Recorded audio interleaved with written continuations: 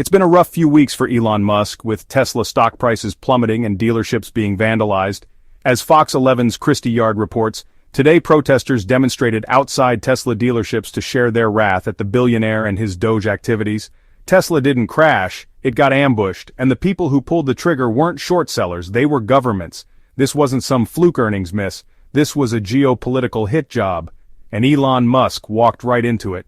In less than 90 days, Tesla lost over $400 billion. Its sales in Europe collapsed by more than 70%, and Wall Street fled like the house was on fire. No one's telling you the full story, but we will. Because this wasn't just a trade war, it was a trap laid by Europe, ignited by Trump, and finished by Musk himself. So how did Tesla go from untouchable to uninvestable? Why are once loyal customers walking away in disgust? And what happens when Tesla's fall sets off a chain reaction across the entire auto industry? The European sales crash that started it all. Tesla's grip on Europe didn't slip, it was ripped away. Between January and March of the year 2025, Tesla's vehicle sales in the European Union collapsed by more than 70%. This wasn't a slow decline or a market correction, it was a full-blown rejection, swift, brutal, and loud. Elon Musk's increasingly erratic public behavior, controversial endorsements, and direct involvement in political flashpoints turned Tesla from a symbol of innovation into a moral hazard. Investors weren't just losing money, they were losing faith. And faith is the one currency Wall Street can't print. Tesla's global supply chain breaks at every joint. Tesla's empire was never built on one nation. It was built on a spiderweb of global supply chains, precision-engineered for cost efficiency and speed. But by the spring of 2025, that web was tearing apart, and no amount of Silicon Valley optimism could patch it. It began with raw materials: lithium from Australia, cobalt from the Congo, nickel from Indonesia. Each faced delays, inspections, or new export taxes. China, controlling a vast majority of global lithium refining, quietly rerouted shipments to domestic EV manufacturers. Tesla's battery contracts, once locked in with favorable pricing, were suddenly renegotiated or cancelled entirely. Next came semiconductors. Taiwan and South Korea, under pressure from Trump-era geopolitical instability and regional retaliation, slowed exports of advanced chips to Tesla's U.S. factories. Delivery times doubled, then tripled. Tesla's chip-dependent production line became a choke point, unable to support even baseline manufacturing targets. Wiring harnesses and high-voltage connectors, typically sourced from low-cost hubs in Mexico and Eastern Europe, were caught in the crossfire of multiple tariffs. Importers faced overlapping fees from U.S. retaliatory taxes, EU ports, and delays due to customs backlogs. Suppliers began missing deadlines. Assembly schedules slipped from just in time to just hope it shows up. The ripple effect was brutal. Tesla's procurement costs rose by as much as 25% across several core components. Shipping and logistics firms increased rates due to new border regulations and unpredictable processing times. Meanwhile, competitors like BYD and Volkswagen, who had vertically integrated more of their supply chains, stepped in to capture stranded customers. And the worst was yet to come. Manufacturing paralysis. Without parts, factories fall silent when the gigafactories go dark. By May of 2025, the silence inside Tesla's gigafactories was deafening. Giga Berlin, once Elon Musk's triumphant entry into the European industrial stage, had slowed to a crawl. Giga Texas saw partial shutdowns. Giga Nevada, choked by chip shortages and tariff-inflated raw material prices, laid off hundreds of workers across multiple departments. In local communities, the collapse was visceral. News outlets showed parking lots full of half-built Teslas. Inside the factories, entire production lines sat idle, waiting for wiring, chips, steel components, or guidance from a leadership team that had gone eerily quiet.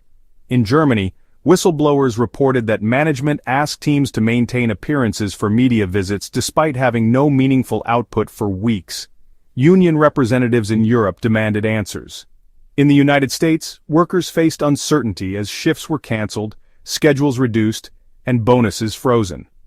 Once proud employees who believed they were building the future now found themselves caught in a corporate version of trench warfare, stuck between geopolitics and production quotas.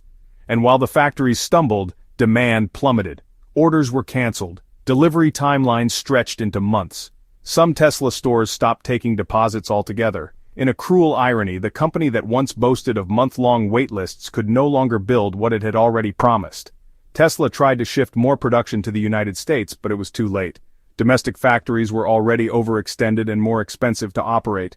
The margins were gone, the timeline was broken, the illusion of invincibility was shattered. The final blow came when analysts began calling it what it was, not a production delay but a manufacturing collapse. By the spring of 2025, Tesla's crisis was no longer just financial.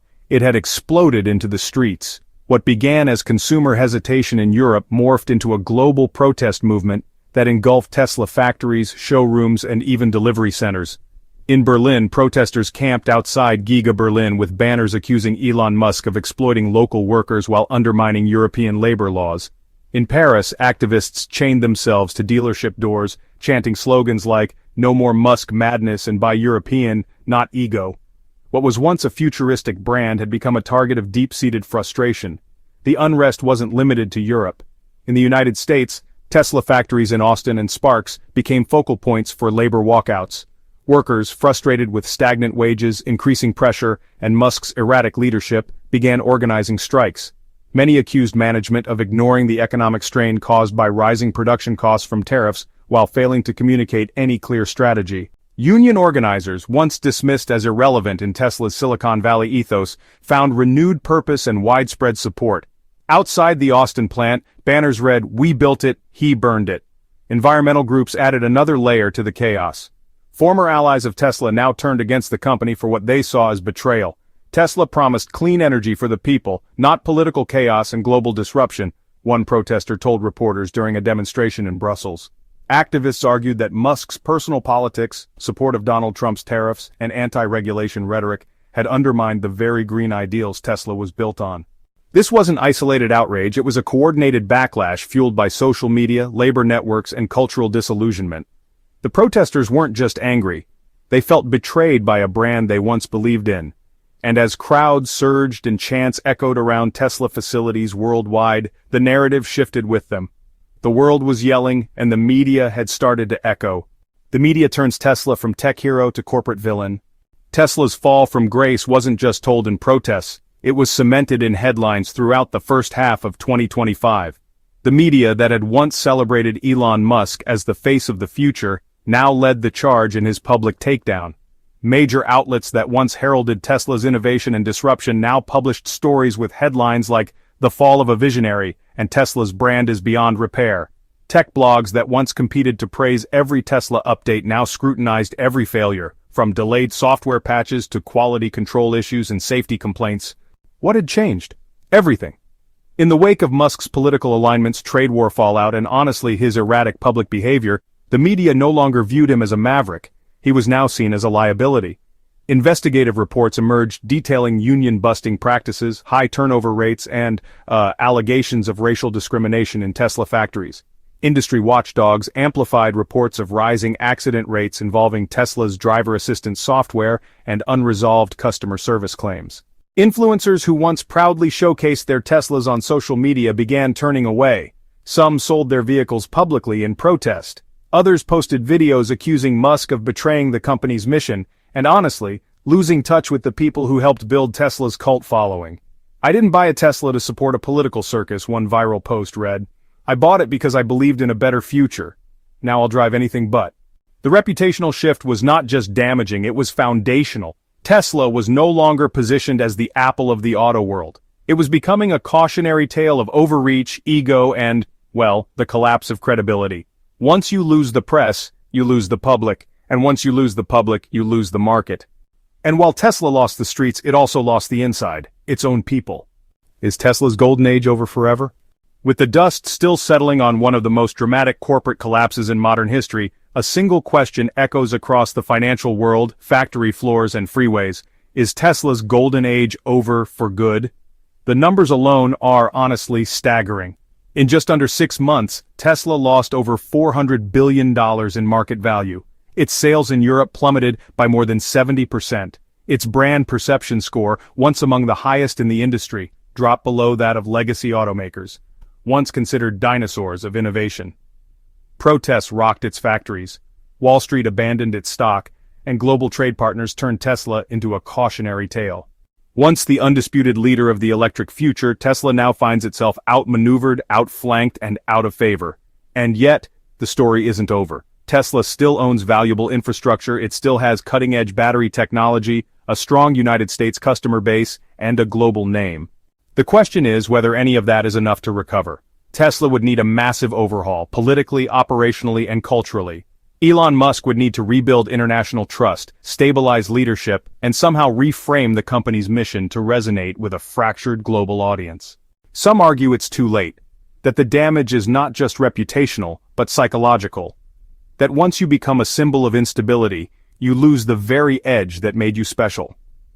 Others believe Musk has pulled off miracles before, and that Tesla's collapse could be the setup for its most dramatic rebound yet. But whether you believe in a comeback or not, one thing is clear. This is no longer just about electric cars. It's about what happens when innovation collides with politics, and when personal ambition overpowers collective vision. So now it's your turn. What do you think? Can Tesla recover from this collapse, or was this the fall of a titan disguised as a tech company? Drop your thoughts in the comments below, because one way or another, the age of electric vehicles is changing, and Tesla may no longer be leading.